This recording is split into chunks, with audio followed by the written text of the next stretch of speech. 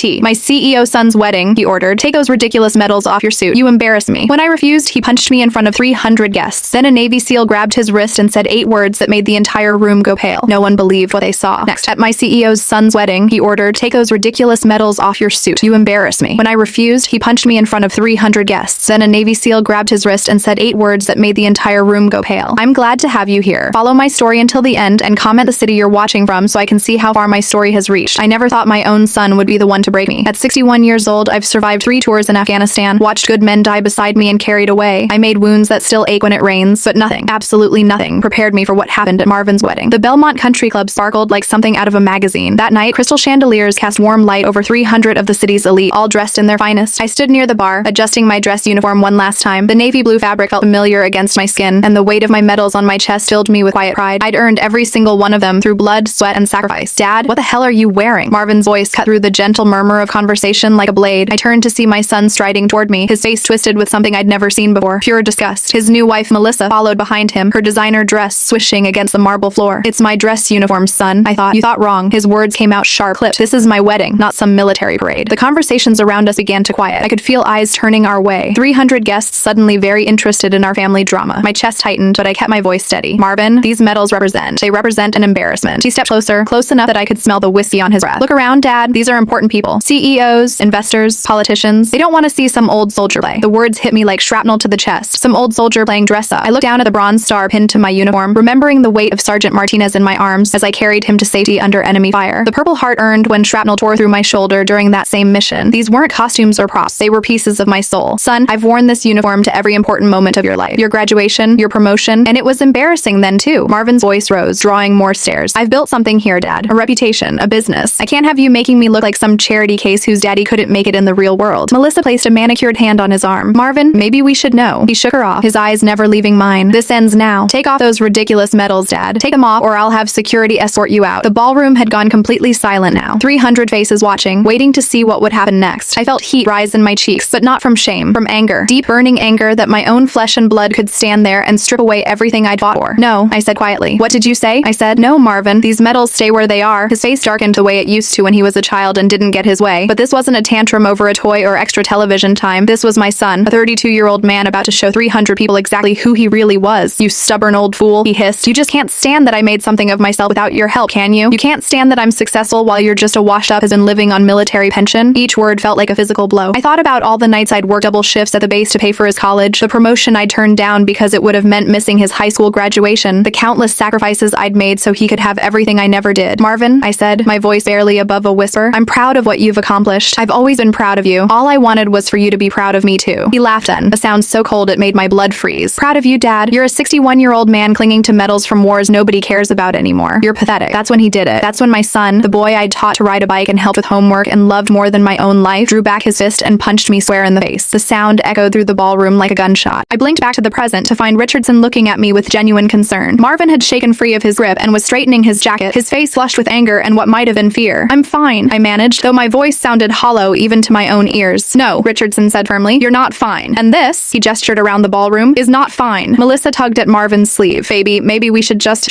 what? Marvin snapped, turning his fury on his new wife. Let some washed-up veteran ruin our wedding? This is supposed to be our special day and he's making it all about himself with his pathetic attention-seeking. The words hit me like physical blows. Attention-seeking. That's what he thought. This was that I'd worn my dress uniform to steal his spotlight, to make his wedding about me instead of him. I thought about the morning I'd decided to wear the uniform. I'd stood in front of my bedroom mirror for 20 minutes, debating between my dress blues and the simple black suit hanging beside it. I'd chosen the uniform because I wanted to honor the occasion, to show respect for my son's big day, to look like someone he could be proud to call father. Instead, I'd given him a reason to be ashamed. Marvin, I said quietly, my voice barely carrying over the whispered conversations that had started up around us. I never meant to embarrass you.